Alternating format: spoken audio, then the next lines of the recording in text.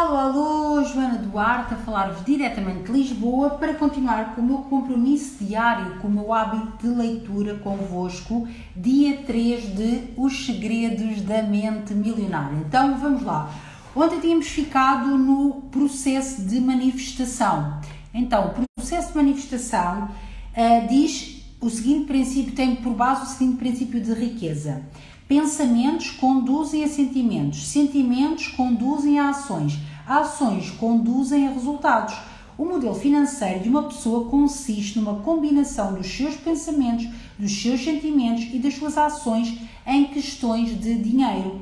Como se forma então um modelo de dinheiro? A resposta é simples.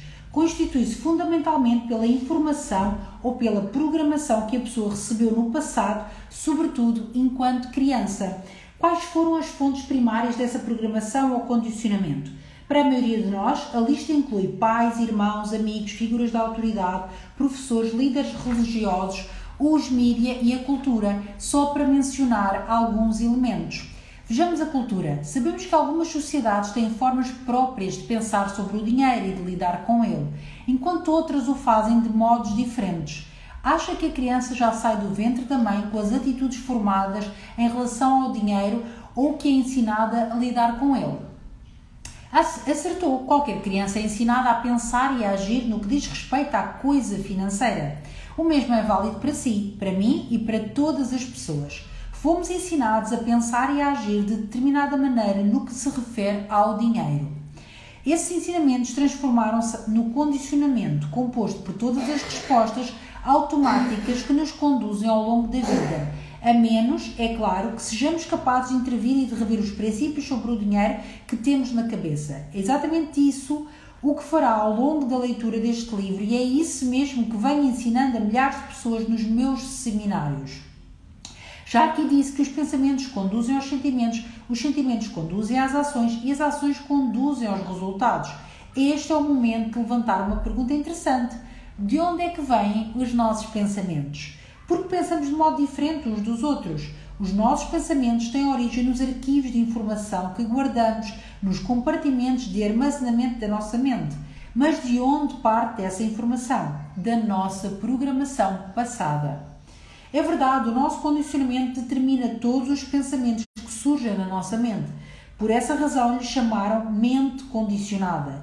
Para incluir este entendimento, o processo de manifestação pode agora ser ajustado da seguinte forma, como ele coloca aqui, que é a nossa programação conduz aos nossos pensamentos, os nossos pensamentos conduzem aos nossos sentimentos, os nossos sentimentos conduzem às nossas ações conduzem aos nossos resultados.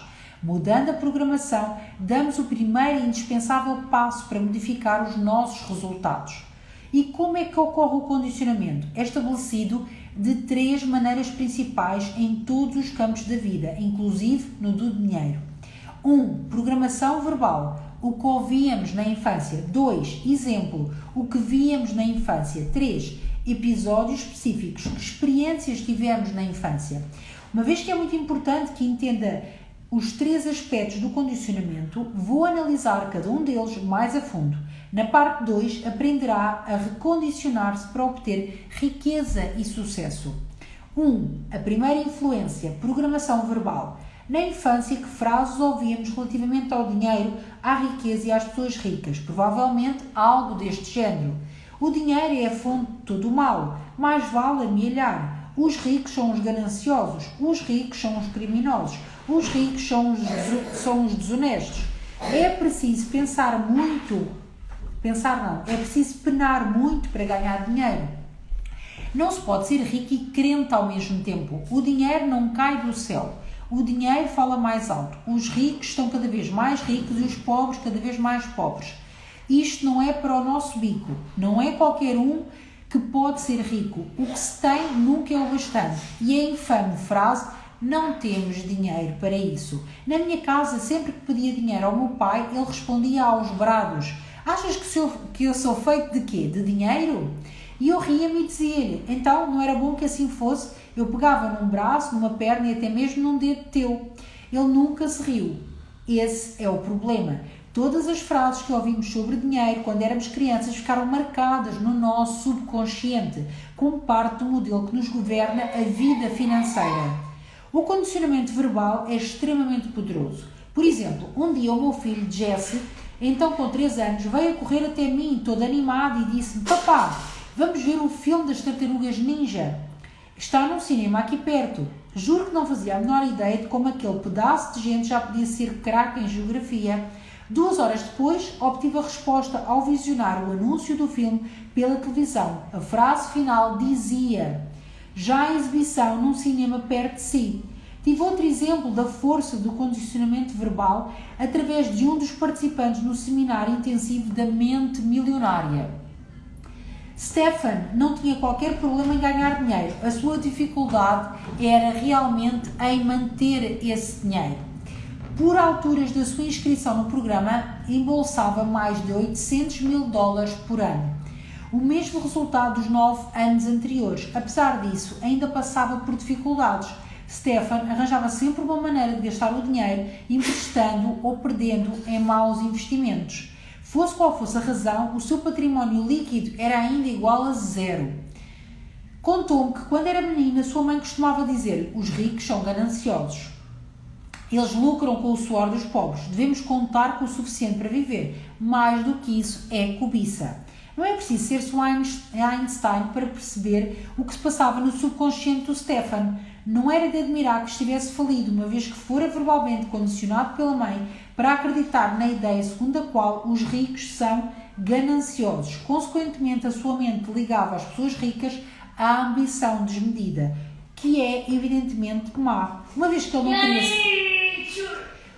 não queria ser mau, o seu subconsciente dizia-lhe para não ser rico. Stefan amava a mãe e não queria que ela lhe apontasse o dedo. É óbvio que, de acordo com o sistema de crenças da progenitora, ele jamais teria a sua aprovação caso ficasse rico.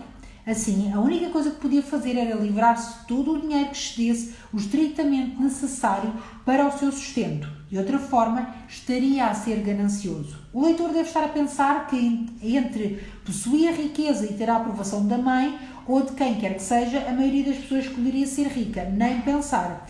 A mente humana não funciona assim. É claro que o dinheiro parece ser a escolha lógica, mas quando o subconsciente tem de optar entre a lógica e as emoções profundamente enraizadas, estas quase sempre prevalecem. E este é outro dos princípios da riqueza. Retomando a história de Stefan, em menos de 10 minutos de curso, usando técnicas experimentais, e o tempo acabou por hoje, então só aqui acabar esta frase. Aliás, não vou ficar por aqui e depois continuamos amanhã, então no dia 4, aqui a história do Stefan. Espero que esteja a fazer sentido, que seja útil. Os Segredos da Mente Milionária recomendo vivamente a todas as pessoas que leiam este livro, porque não há volta a dar. Se queremos alterar os resultados, primeiro temos que alterar a nossa mente, a nossa programação. Beijo, até amanhã, fiquem bem!